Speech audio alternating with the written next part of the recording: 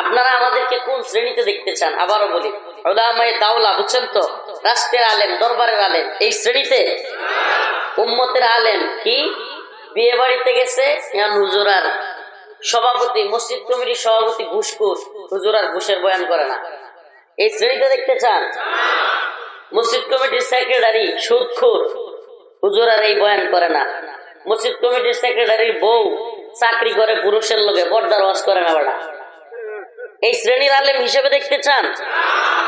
ইন্নাল্লাযীনা ইয়াকতুমুনা মা আনজালনা মিনাল কিতাবি ওয়াল হুদা মিন বা'দি মা বায়্যানাহু লিন-নাসি ফিল কিতাব উলাইকা ইয়ালআনুহুমুল্লাহ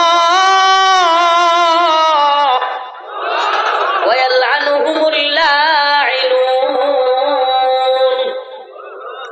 আল্লাহ পাক সুস্পষ্ট বলে দিয়েছেন, ওই শ্রেণীর আলেম আমি আল্লাহ কোরআনের মধ্যে যা সুস্পষ্ট বর্ণনা করেছি দলিল সহকারে, সেগুলোকে বিন্দু মাত্র যারা আড়াল করবে তারা হলো কিতমান ইলম, ইলমকে যারা লুকাবে, উলাইকা ইয়ালআনুহুমুল্লাহ, এরা আল্লাহর পক্ষ থেকে লানত-প্রাপ্ত, ওয়া ইয়ালআনুহুমুল লাঈনুন, এবং লানতকারীদের পক্ষ থেকেও লানতপ্রাপ্ত।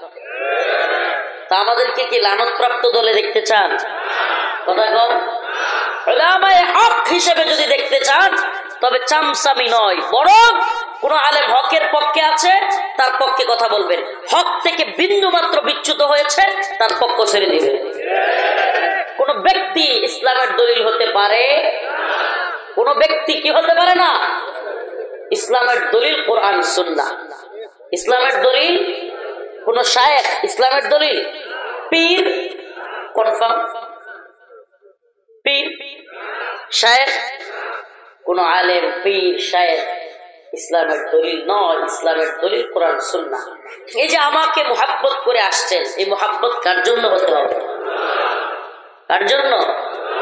খায়েশাতের জন্য। আপনাদের টাঙ্গাইলে সবচেয়ে একটা প্রবলেম কমন, ভাইরালের পাগল। আপনারা ভাইরালের পাগল, অন্যান্য এলাকায় আছে, বর্তমানে জাতি তো ভাইরালের পিছনে পাগল। আল্লাহ আমাদেরকে ভাইরালিজম থেকে রক্ষা করুক, বলে না আমিন। আমার আলোচনার বিষয়টা না, ওই যে ভাই বলছে লাফাইবেন আপনারা, ফালাইবেন, এলিয়ে কইলাম জজবার বিষয়টা। আমরা ভাই আপনারা খুব লাফান, চিল্লান, আমি খুব ভালো ওয়াজ হয়েছে, দারুণ হয়েছে, হুজুর একবারে কাঁপায়া দিয়ে গেছে, এটা আমাদের দরকার নাই, এটা আমাদের দরকার নাই। এই উম্মত এখনো পর্যন্ত নামাজ পড়ে না। এই যে মাহফিলের সুতার দল, নুরে আলম ভাই, মুফতি নুরে আলম ভাই আমাদের আছে না গেছে ভাই, এই যে মাহফিলের সুতার দল, ফজরের নামাজ ইমাম সাহেব খুঁজা মুসল্লি পায় না, ঠিক কি ঠিক না? মুসল্লি পাওয়া যায় না, এই হালত কেন? তার মানে এই যে ভাইরালিজমের পাগল। যদি আল্লাহর পাগল হইতো, আল্লাহর জন্য ভালোবাসা হইতো, মুহাব্বত হইতো, মান আহাব্বা লিল্লাহ ওয়া আবগাদা লিল্লাহ ওয়া আ'তা লিল্লাহ ওয়া মানা লিল্লাহ ফাকাদ ইসতাকমালাল ঈমান। আমাদের ভালোবাসা কার জন্য, ঘৃণাও কার জন্য, সব কিছু হবে কুল ইন্না সালাতি ওয়া নুসুকি ওয়া মাহইয়ায়া ওয়া মামাতি লিল্লাহি রাব্বিল আলামিন।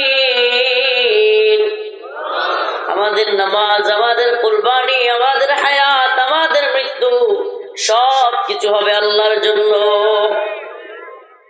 ইয়া আইয়ুহাল্লাযীনা আমানু ইসতাঈনু বিস-সাবরি ওয়াস-সালাহ ইন্নাল্লাহা মা'আস-সাবিরিন। আল্লাহ রাব্বুল আলামিনের কাছে চাইতে হবে। আজকের আলোচনার বিষয় ছিল এটা। আমরা কোনো কিছু চাইবো কার কাছে? সন্তান হয় না, কার কাছে চাইবো? চাকরি হয় না, কার কাছে চাইবো? ঋণগ্রস্ত হয়ে গেছি, কার কাছে বলবো? ছেলেটা মারা গেছে, কার কাছে চাই বলবো? কথা কয় না। সকল বিপদ আপদ মুসিবত সবকিছু থেকে আল্লাহর কাছ থেকে চাই নিব। দরগার কাছে, দরগার কাছে চাইবো? দুর্গার কাছে? হ্যাঁ, এরা দিতে পারবে?